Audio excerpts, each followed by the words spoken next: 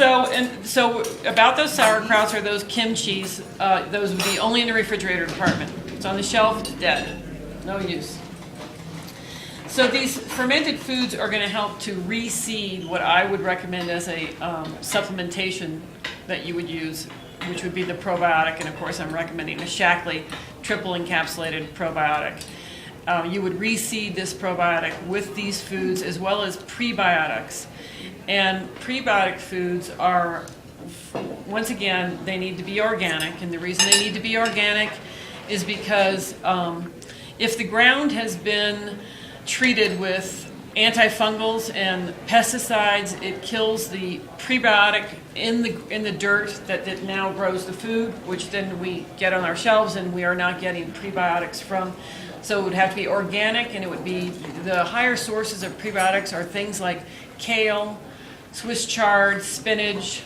Cherries are even very high in probiotics. So right now there's a lot of people that have cherry trees that are bursting.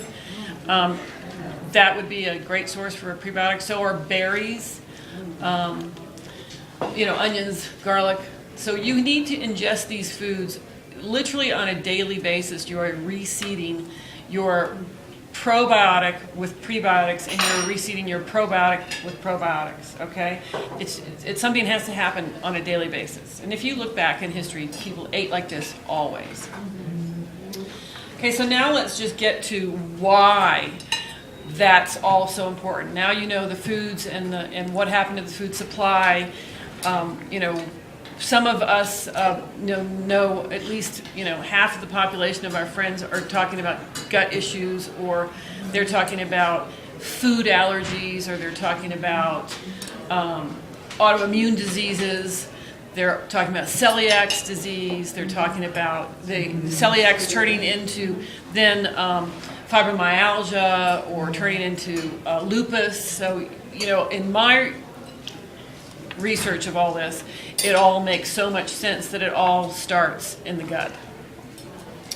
85% of our immune system actually is in the gut. So that's been established. That a lot of this stuff was starting to be established in the 30s and 40s. And then canning and all this fast food came in, and it really kind of got left by the wayside in the American culture when it actually was started. This research started in the 30s and 40s before McDonald's. We could have stuck with it. So I'm going to just explain that we have a little bit about our immune system and why this is so important. So you have two arms of your immune system. So we'll just call one of them T1 and we'll call one of them T2.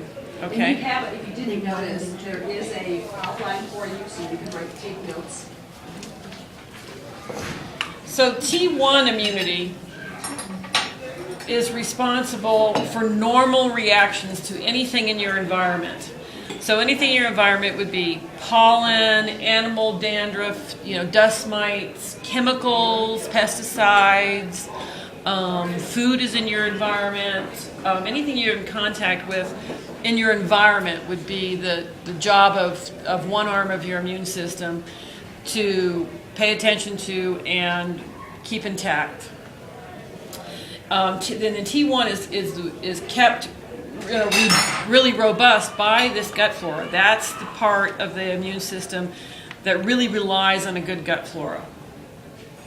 As long as you have that and it's normal, you won't have adverse symptoms to perfume. And so somebody that's got so sensitive to perfume. Basically, what they're really sensitive to is their gut flora. They really are not in balance. And people do notice after they start to take care of their gut flora in the ways that I was just speaking of, these symptoms go away. Their food allergies go away. Things change quite a bit. So, and then T2 is your